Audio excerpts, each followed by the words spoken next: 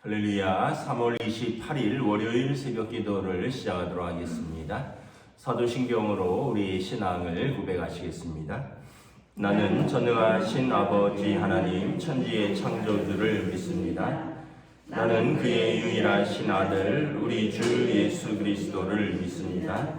그는 성령으로 잉태되어 동정녀 마리아에게서 나시고 본디오 빌라도에게 고난을 받아 십자가에 못 박혀 죽으시고 장사된 지 사흘 만에 죽은 자 가운데서 다시 살아나셨으며 하늘에 오르시어 전능하신 아버지 하나님 우편에 앉아 계시다가 거기로부터 살아있는 자와 죽은 자를 심판하러 오십니다.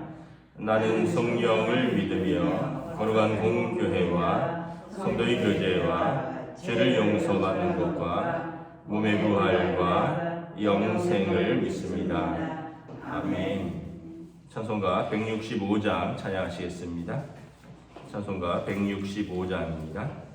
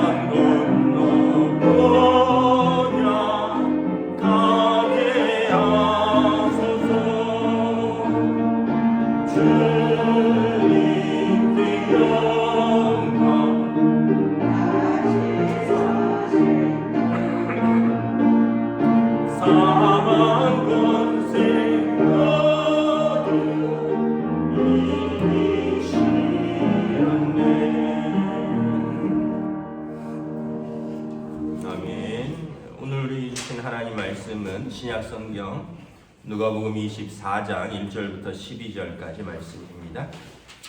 누가복음 24장 1절부터 12절까지 말씀입니다.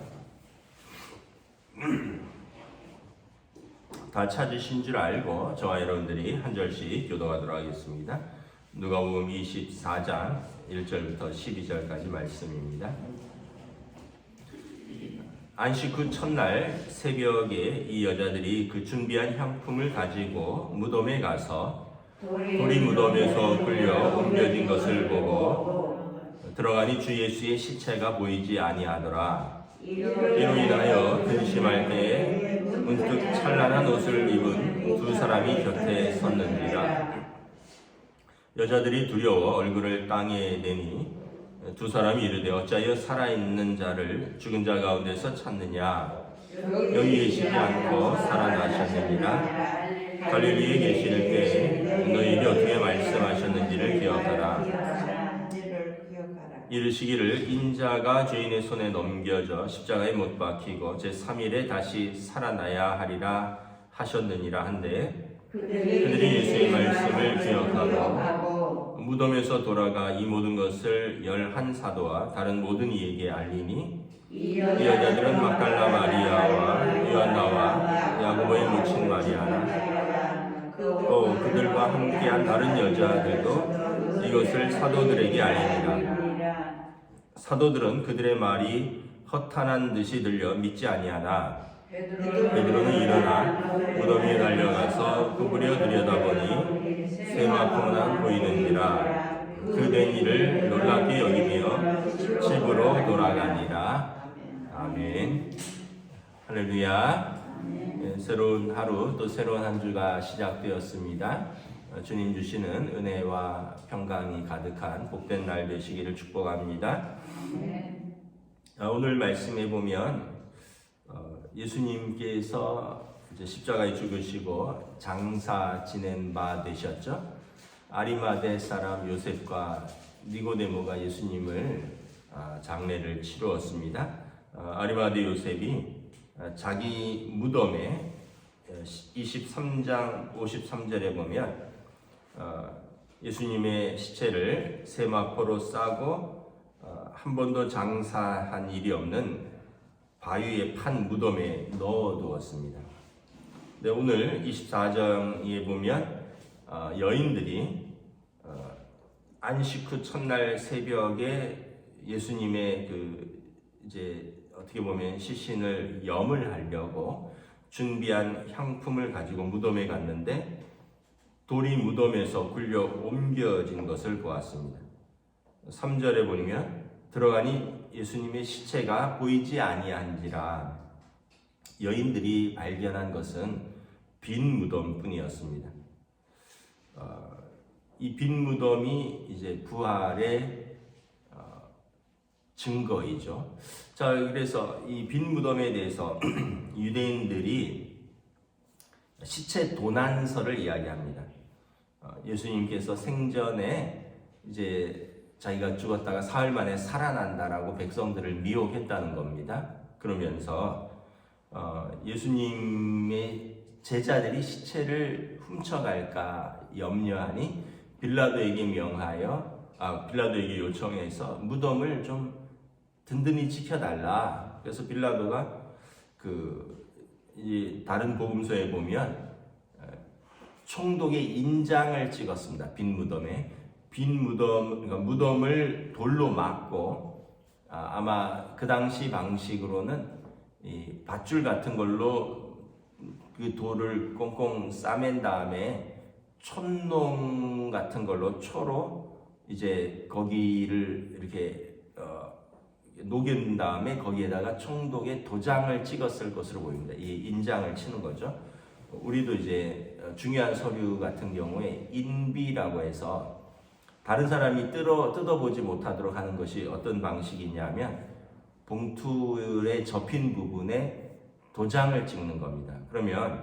그리고 이 부분을 풀로 잘 발라놓으면 편지를 받는 사람, 주로 이제 이력서 같은 거에 그렇게 하는데 이걸 받는 사람이 뜯어야지만 도장이 훼손되지 않습니다. 다른 사람이 내용물을 고치려거나 미리 보려고 아무리 잘 뜯어도 도장이 이렇게 봉투에 이렇게 접힌 부분에 도장이 찍혀 있기 때문에 이 부분이 훼손될 수 있는 거죠. 이게 이제 인장으로서 이제 봉하는 방법입니다. 그러니까 아마 그 당시에도 나름대로 총독의 도장을 찍어서 인봉을 했을 것입니다. 그런데 이 무덤이 그리고 나서 로마 군인들이 지키고 있었는데 무덤에 돌이 굴러졌다는 거죠. 그리고 이것을 여인들이 발견했다는 것입니다.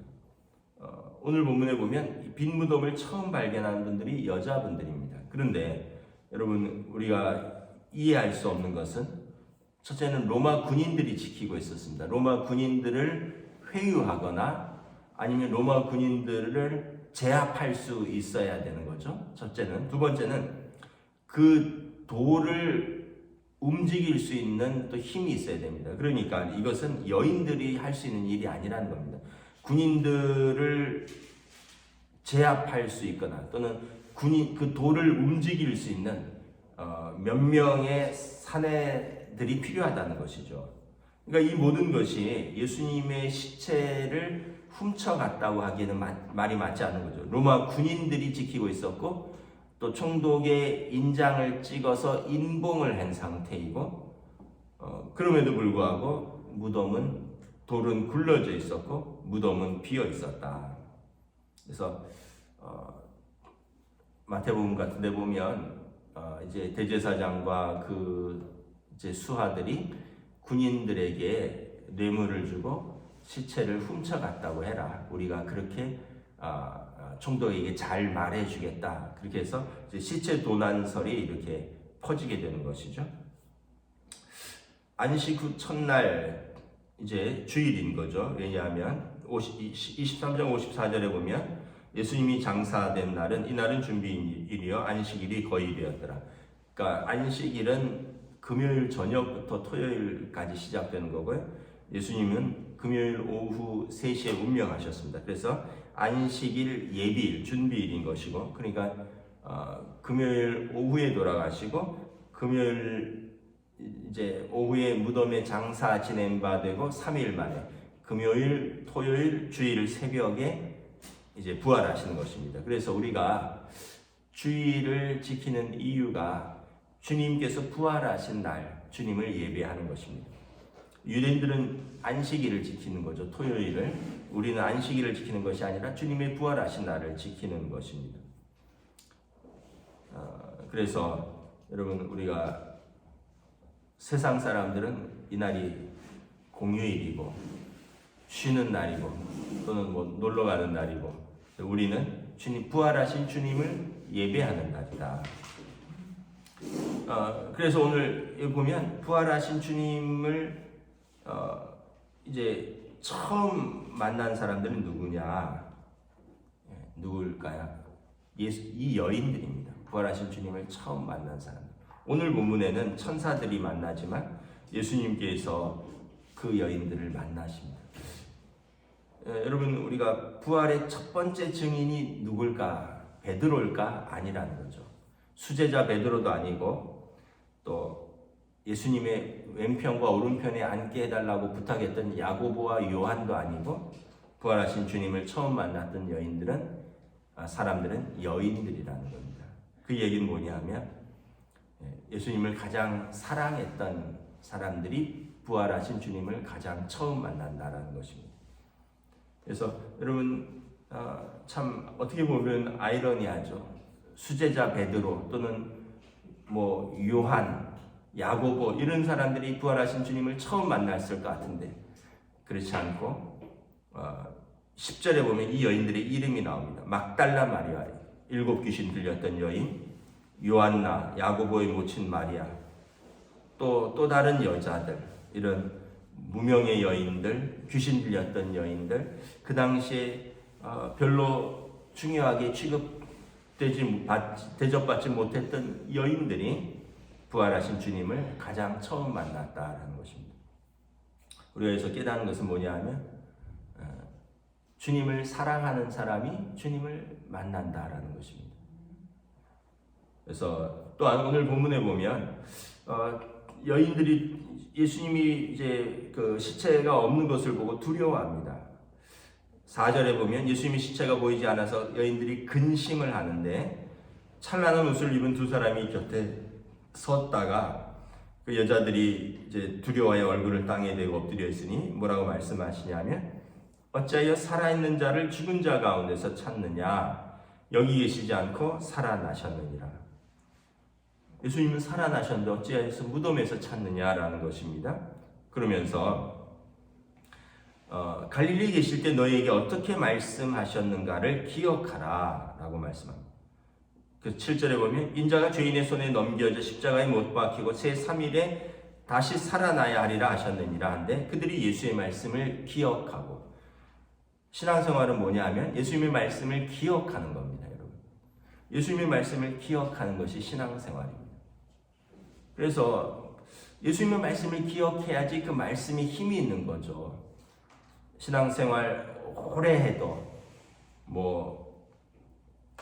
예배를 많이 드려도 성경을 써도 예수님의 말씀을 기억하지 못하면, 예수님의 말씀을 기억하고 그 말씀이 내 삶에서 기억되지 않으면 그 신앙생활이 어떤 면에서 보면 어리석은 신앙생활이 된다는 거예요. 예수님이 부활하신다 분명히 말했는데 믿지 못한다는 거예요. 예수님의 말씀을 기억해야 되는 겁니다. 성령님께서 우리로 하여금 예수님의 말씀을 기억하게 하신다고, 예수님의 말씀을 생각나게 하시고 예수님의 말씀을 가르치신다 말씀을 하는 것이죠.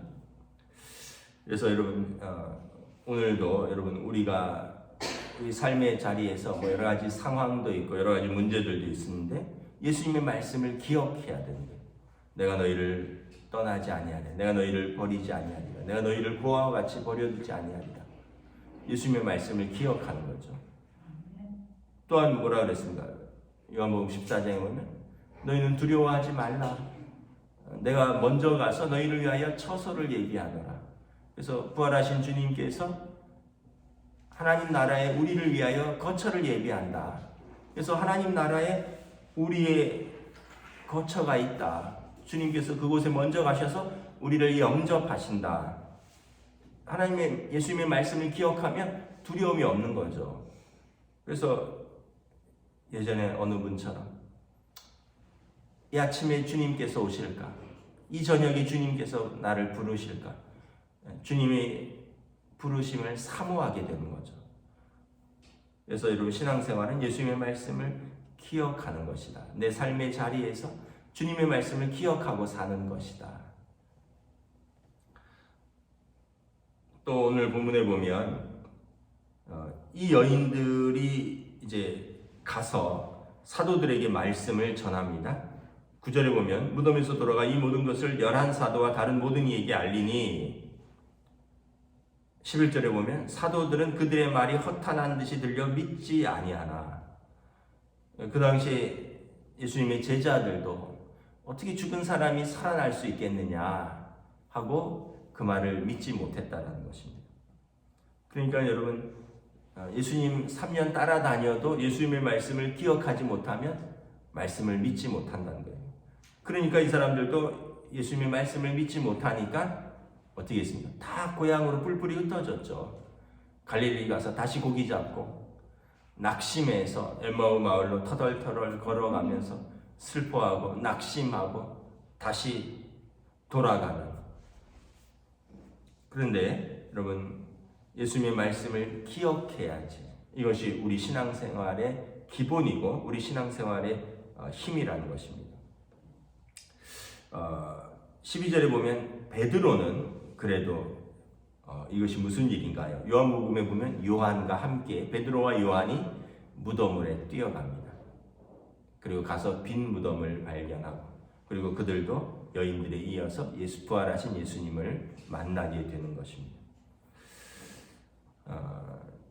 여러분, 예수님의 부활을 믿는 이유는 무엇이냐면, 고린도전서에 보면 첫 번째는 주님이 부활하셨고 우리가 부활의 다음 열매입니다. 예수님이 부활의 첫 번째 열매이고 우리가 다음 열매입니다. 그래서 예수님이 부활하셨듯이 우리도 육신의 죽음으로 소멸되거나 또 끝이거나 아니면은 알 수 없는 두려운 곳으로 가는 것이 아니라 주님께서 말씀하신 주님의 나라에서 우리를 영접하실 것이다. 우리도 부활하신 주님과 함께 영원토록 살 것입니다. 이것이 가장 중요한 부활을 믿는 이유이죠.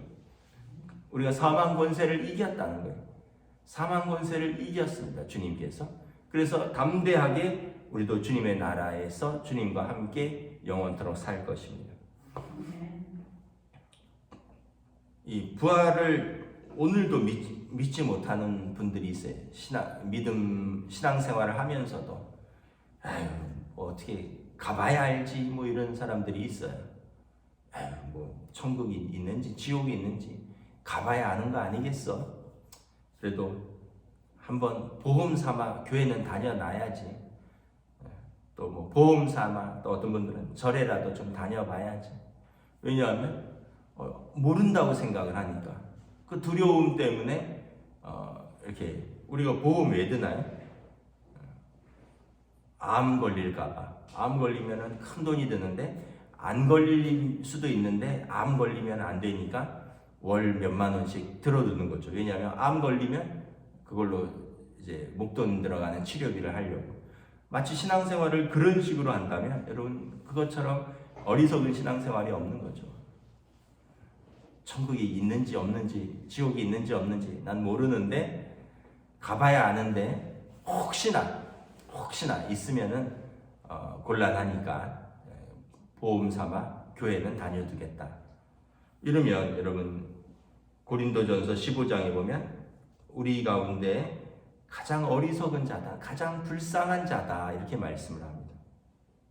그리스도께서 다시 사신 것이 없다면 우리의 믿음도 헛것이요 우리가 여전히 죄 가운데 있을 것이요 모든 사람 가운데 우리가 더욱 불쌍한 자라. 이 믿음이 없으면 여러분 우리의 믿음이 헛것입니다.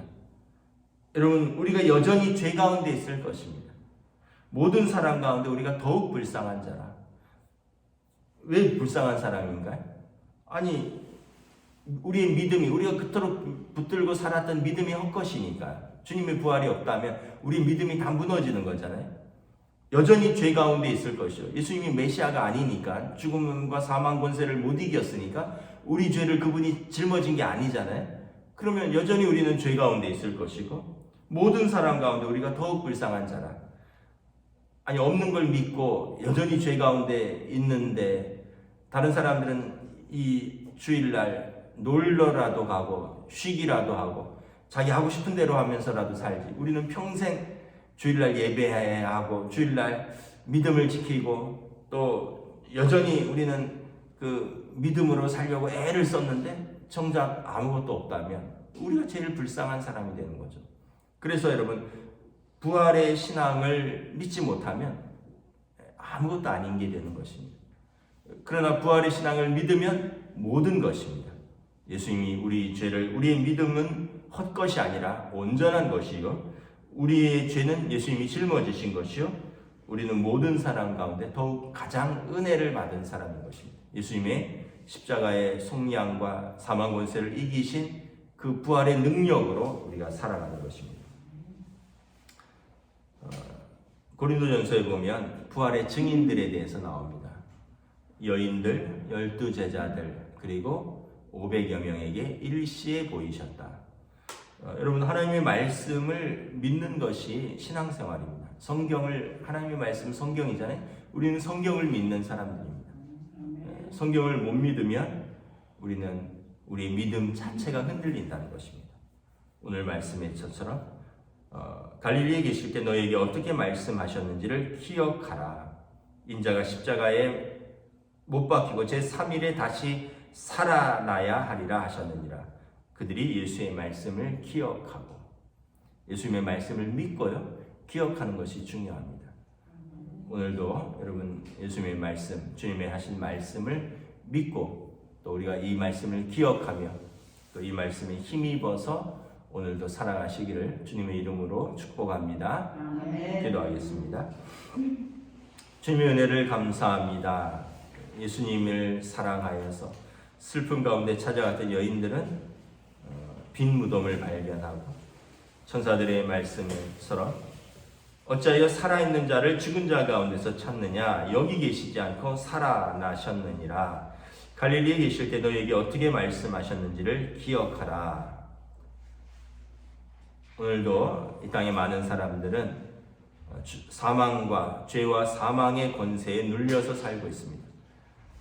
우리의 육신의 장막이 허물어지면 어디로 가는지를 모르고 또 갈 바를 알지 못하기에 이 땅에서 살면서도 두려워하고 또 이 땅에 살면서 믿음 없이 살아가는 많은 사람들이 있습니다. 그러나 예수님의 말씀을 기억하고 주님의 사망 권세를 이기고 죄와 우리 죄를 짊어지시고 다시 죽으셨다가 부활하신 우리 주님의 말씀을 기억하는 사람들은 부활의 증인으로 부활의 능력으로 살아가는 것을 우리가 다시 한번 깨닫게 됩니다. 오늘 말씀처럼 예수님의 말씀을 기억하며 살아갈 수 있기를 원합니다. 사망 권세를 이기신 부활하신 주님을 찬양하고 또 그 믿음을 붙들고 담대하게 오늘도 부활의 능력으로 살아가는 저희들로 인도하여 주시옵소서. 감사를 드리오며 우리 주 예수 그리스도의 이름으로 기도드리옵나이다. 아멘. 하늘에 계신 우리 아버지의 이름을 거룩하게 하시며 아버지의 나라가 오게 하시며 아버지의 뜻이 하늘에서와 같이 땅에서도 이루어지게 하소서. 오늘 우리에게 일용할 양식을 주시고 우리가 우리에게 잘못한 사람을 용서하여 준 것 같이 우리 죄를 용서하여 주시고 우리를 시험에 빠지지 않게 하시고 악에서 구하소서. 나라와 권능과 영광이 영원히 아버지의 것입니다. 아멘.